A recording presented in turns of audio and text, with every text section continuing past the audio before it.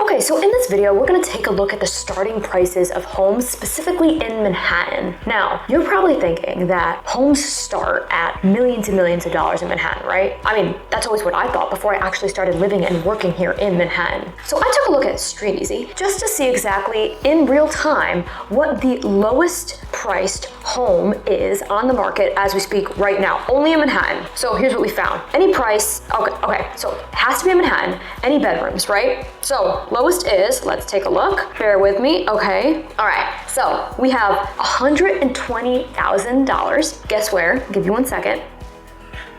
East Village. That was even a shocker for me. I did not expect that at all. I think a lot of times when people think that they're gonna get more discounted property in Manhattan, or maybe I shouldn't say discounted, it is actually the value of the home. So people think that they're gonna get cheaper prices when they go north, so to upper Manhattan. That is the case most of the time when you're considering most Manhattan neighborhoods. But as we see here with the evidence, $120,000 starting in the East Village. Now, that's a studio, and that is on St. Mark's Place.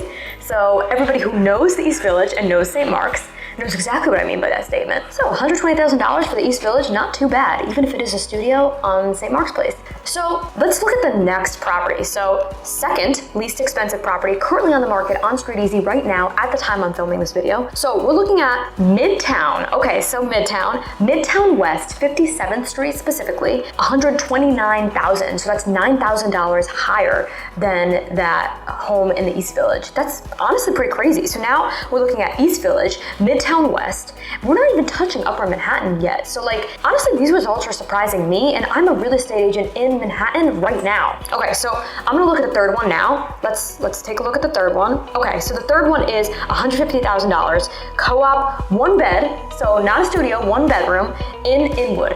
So now we're going to the tippity top of Manhattan, all the way bordering the Bronx. Okay, so guys, I don't know, maybe you're not as surprised as I am, but I'm honestly actually pretty surprised by these results. They are lower than I thought. You know, you don't really ever think about $150,000 homes in Manhattan. You just never think about it. I honestly don't think I've personally sold a home for $150,000 in Manhattan. I don't think I've sold anything below $300,000 in Manhattan specifically, but here we are. So that, I mean, that's crazy, you know, that is really, really crazy. So if you want to get into a home in Manhattan for an affordable price, it is doable. It is doable. However, I'm sure that these homes, if we take a look at it, they're going to be tiny, right? They're going to be tiny. So co-ops don't have to share square footage. So unfortunately, all of these are co-ops. So co-ops in Manhattan don't have to share square footage. So I can't see the exact size of these units. I'm assuming they're probably like, I don't know, probably like 400 square feet to 500 square feet, maybe if that. Like, that's how small I'm assuming these places are. Like, especially we're talking St. Mark's Place, you know, it's gonna be a tiny apartment in that area.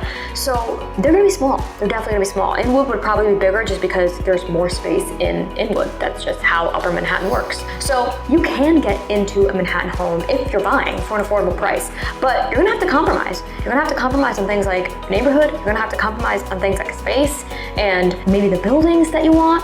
So now also, to reiterate, all of these were co-ops. So in Manhattan, most homes are going to be either co-ops or condos. So there's going to be a huge price difference between co-ops and condos. Co-ops are typically much cheaper than a condo is. A co-op, you're owning shares of the building, versus a condo, you are owning the physical unit that you live in. So I know it's a little strange, but that's the difference between the two of them. And now, what does that mean for you? A co-op definitely has more people involved in your purchase. You have to pass a board interview and a board approval process, and then anytime you want to do work or do something to your actual home or have somebody else potentially live in your home, it has to all go through the board. They're very involved in your home. Now, condos, sometimes they can be a little bit involved, and sometimes they might have a little bit of a similar process depending on the actual condo association, but most of the times it's just like a typical home, and you might just have a few rules that you have to abide by in your condo association. Now, all those are stereotypes, I would say, for the most part, and things do vary from condo to condo and co-op to co-op. I don't know, guys, I'm shocked by these results, and let me know in the comments if you are shocked by these numbers too. Like I said, this might just be this time of year because I'm currently pulling these numbers in January of 2023.